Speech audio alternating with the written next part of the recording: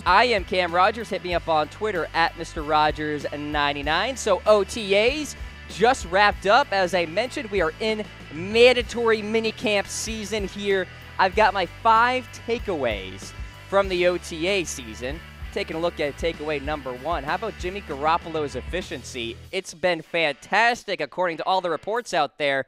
So in one practice, Jimmy Garoppolo completed 4 straight passes, all for touchdowns.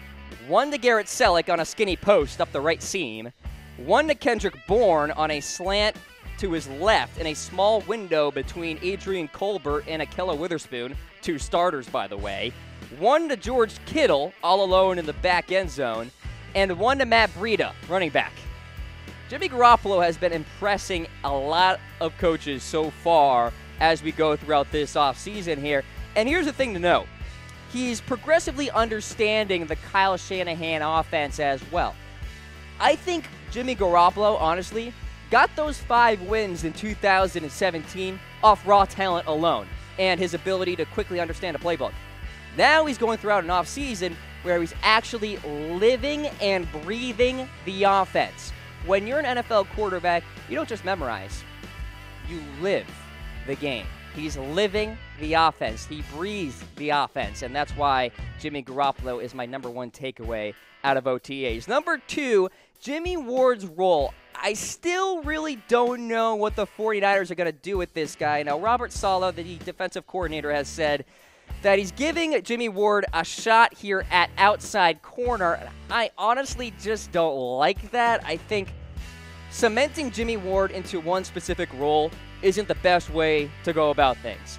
Now, the reality is he's getting paid $8.5 million in 2018 to likely sit on the bench in week 1. So not exactly inspiring if you want to talk about return on investment, but I think the most impactful way for Jimmie Ward here on the 49ers would be if injuries happen, where he can fill in at slot corner, fill in at outside corner, and then fill in at safety as well. Otherwise, I just don't see him making a ton of noise on this team, but I could be completely wrong. But I'm never wrong when I talk about Game Time. You can get up to 60% off all those last-minute sports tickets, concert tickets, and theater tickets. Chatsports.com/tickets is the way to download this award-winning app.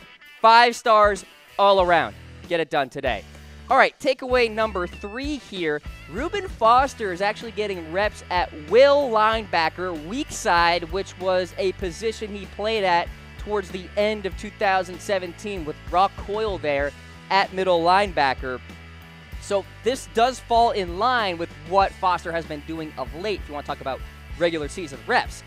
I'm going to keep him at Mike linebacker, though. He needs to be at middle inside linebacker because he is the quarterback of that defense. Or at least he should be. He is the best linebacker on this team. He needs to bear more responsibility. So putting him in at Mike makes a ton more sense for me. And then you have Malcolm Smith at will and Eli Harold, who can probably be used at Leo a little bit as well. Edge rusher kind of ability there. So I like where this projected linebacking core is at right now. Now, Brock Coyle is still going through his rehab with his shoulder injury and all of that. But Foster's got to be the Mike, and perhaps he'll get more of those reps as we go into training camp. All right, next takeaway here on the list, we're talking about Kendrick Bourne. He's impressing the staff right now, and he may not blow you away with raw speed, vertical ability, anything like that, but he's quick, he's a pure route runner, and the best part about all these reports, he's growing his chemistry with Jimmy Garoppolo. And that bodes well for Bourne rising up the depth chart. For now, I have him 4th on my list here. Are you happy, guys? I have Dante Pettis there at number 5. Last week, I had Richie James. I was really buying into all of the hype with him. But all the YouTube commenters came at me, dude, you didn't do your research. Dante Pettis, though. Wrong. I did do my research, but I do have a lot of faith in Richie James. But I don't want to disrespect Dante Pettis too much. He is a 2nd-round pick, so I will throw him in there at number 5. You happy? Sheesh. All right, let's go to the next takeaway here across OTAs. How about Trent Taylor's back procedure? So that's somewhat concerning here, and he did recently have this procedure, and it's just, well, minor, as Kyle Shanahan put it. But he should be a full go for training camp. My only issue with the back here is that it can be very unpredictable.